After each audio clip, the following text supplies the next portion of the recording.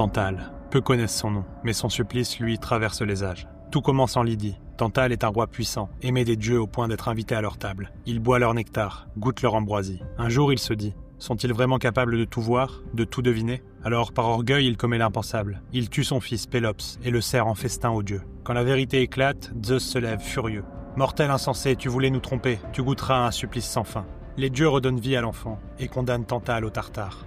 Arrivé dans les enfers, il se retrouve debout, dans une eau limpide et entourée d'arbres débordant de fruits. Épuisé, il se penche. « Enfin, je vais boire. » Mais l'eau disparaît aussitôt. Affamé, il lève la main vers une branche. « Donnez-moi au moins un fruit. » Mais les branches s'éloignent à chaque geste. Alors Tantale hurle: « Pourquoi ce supplice ?» Et la voix des dieux résonne: « Parce que tu as voulu défier l'ordre divin, désormais, tu connaîtras la tentation éternelle. » Et depuis, il tend les mains vers ce qui s'échappe à jamais. Alors, que vaut-il mieux? Se contenter de ce que l'on possède, au risque de ne jamais goûter à l'élan du désir? Ou poursuivre toujours plus haut, toujours plus loin, au risque de ne jamais être comblé? Car au fond, nous sommes tous un peu Tantale. Nous voulons plus d'amour, plus de gloire, plus de richesse. Et parfois, plus on approche ce que l'on désire, plus il semble s'éloigner. Alors, cette soif est-elle une malédiction qui nous condamne au manque, ou la force même qui nous pousse à avancer? À toi de choisir. Avant de partir, j'ai une énigme pour vous. Je peux être vide, je peux être plein. Et pourtant, je n'ai pas de forme. Qui suis-je? Si tu as trouvé la réponse, écris-la en commentaire.